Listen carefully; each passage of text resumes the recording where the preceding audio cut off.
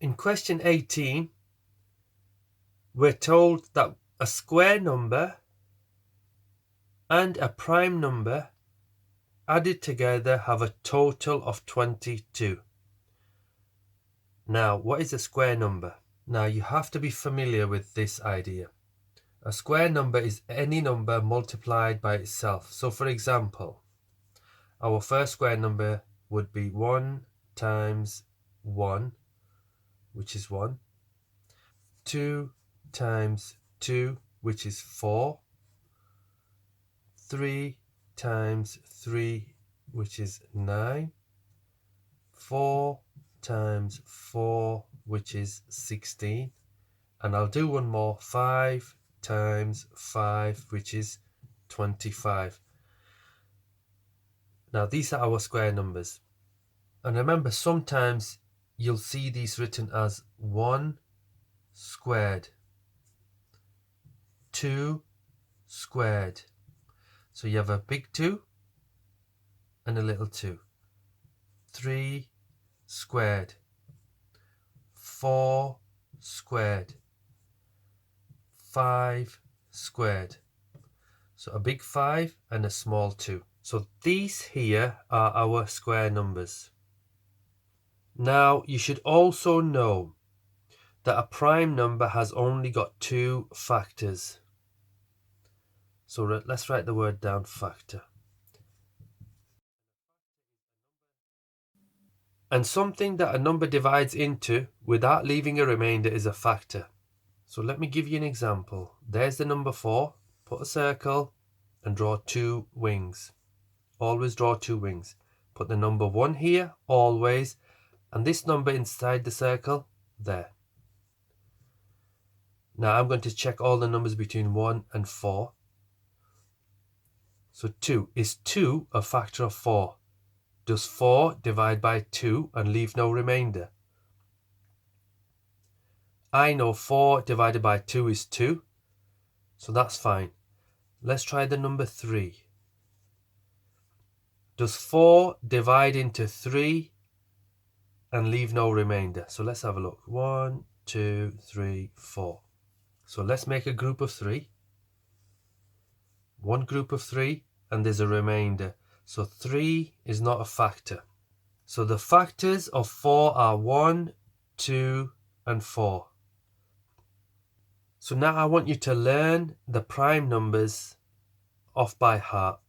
So the first one is 2, 3, 5, 7. It's not 9, so be careful. 11, 13. It's not 15, 17, and 19. So if you can learn these. So remember, there's no 9 and there's no 15. And the only even prime number is 2. So please learn these. Now we need to find 2 numbers from this list and this list that add together to give a total of 22. I can see I'll have to pick 9 from here and 13 from here. So let's just quickly check. So 9 plus 13. We'll write that here. I'll write 13 at the top first and I'll put a 9 here. So we need to add them too. So this is the ones column and this is the tens column. So let's do this. 3 add 9 is 12. So we'll put the 2 down here and we have to carry the 1 over to the next column. Now we're in the tens column. 1 plus the 1 we've carried over makes it 2. That's good. That's the number we're looking for, 22. So our 2 numbers are 9 and 13. In question 19, we're told that Dev thinks of a whole number, then he multiplies it by 4, and his answer, he rounds off to the nearest 10, and then his result is 50. Now this is quite tricky, so be careful. So I need a number line 50.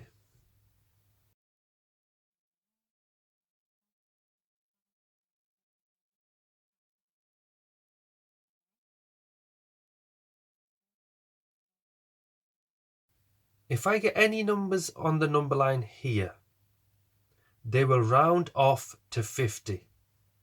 So I know 49 will round off to 50, 48 will, 47 will, 46 will, and 45 will. And I know 51 will round down to 50, 52 will round down to 50, 53 will round down to 50, and 54 will round down.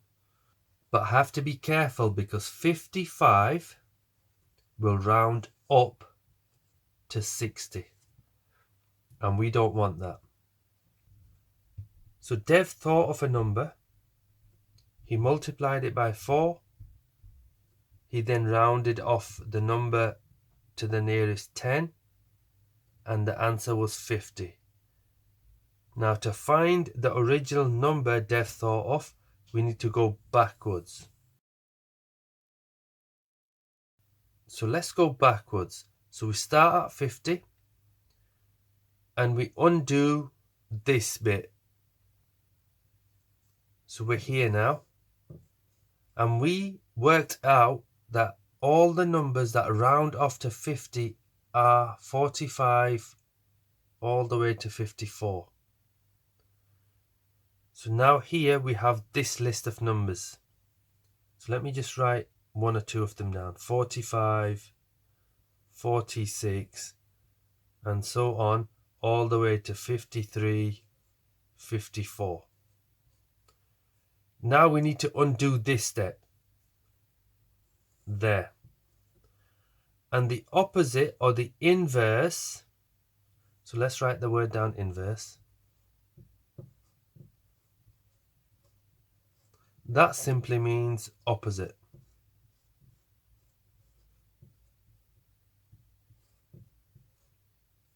And the opposite of a times we know is a divide. And try to learn this. So the opposite of a times by 4 is a divide by 4. And it should give a whole number. Now the easiest way to do this is to find out from this list which numbers are in the 4 times table.